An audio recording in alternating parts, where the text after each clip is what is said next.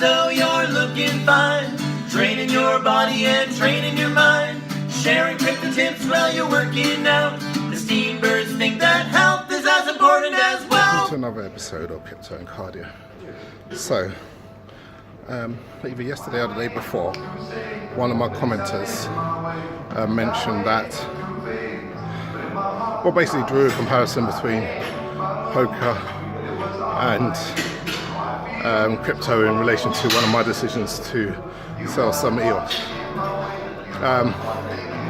And being someone that's played, or used to play poker quite a bit in the early 2000s, I've long held the beliefs that the mindset you need to be a successful poker player can also be applied to cryptocurrencies. In this video I'm going to give you 3 principles which you can take from poker and apply to crypto.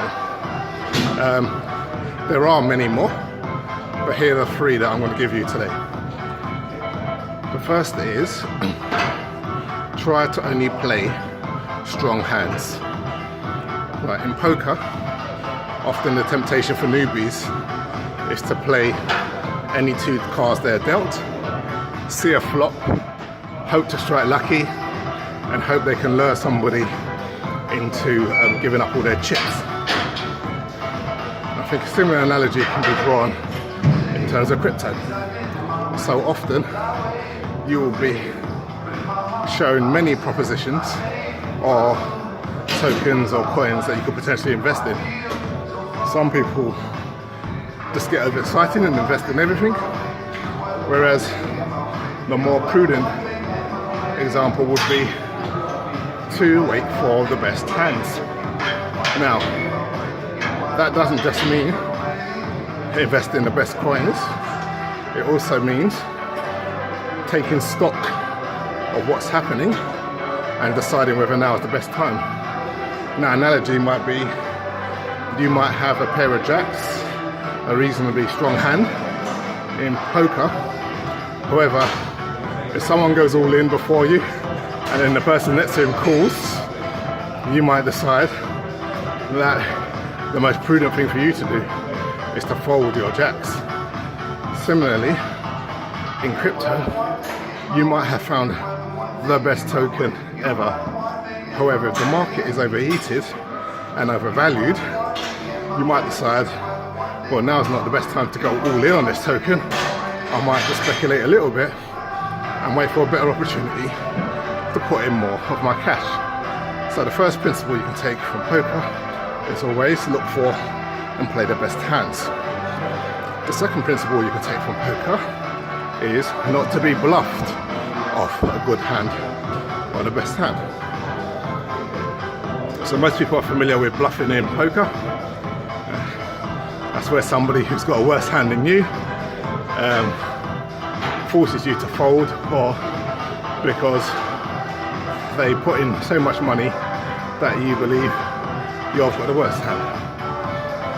Similarly with crypto, often you may be invested in a very, very good coin. You may have chosen a good price point to get involved. However, the market might act in the opposite way that you expected. And it might continue to do that for a long period of time. And eventually, you might be tempted to cut your losses or bail with just a small profit. So this is where people talk about weak hands being shaken out of the market. Now, it's important to follow through your conviction if you believe you have a strong hand and not allow the market to shake you out of that hand. And sometimes this can be the hardest thing to do, particularly if in your mind you've time boxed when you want to take profits, etc. That's why it's better to take a longer term view and allow it to play out over the longer term. And the third and final principle, which is tricky to balance with the second principle, is to know when to fold your hand. And often this can be in a scenario where you've become emotionally attached to a coin and you fail to see some fundamental flaws either in the coin itself, the technology, or the commitment of the development team, and rather than fold your hand, you just continue to watch as the coin goes downhill. The general things I have to say to look out for in terms of folding your hand is if the development team goes AWOL or proves itself to be untrustworthy, or if there are some fundamental exploits that you find in a coin that aren't being adequately addressed. And often what you'll find is that you'll have opportunities to either get out with a minimal loss or even get out with a profit. However, often it's our emotional ties to a coin that makes us overlook its fragility. There are plenty more poker principles that you can apply to crypto, and if you find yourself always getting stumped in crypto, then I'll suggest go and play a bit of poker in your spare time. You know, once they pay for money, play fun and just see what you need to do in order to achieve in poker. And it's a lot more about patience married with conviction that helps you succeed in poker.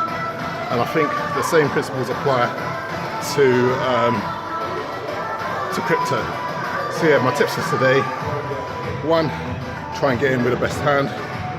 2, don't be bluffed off your hand. 3, know when to fold. Okay, I'm done.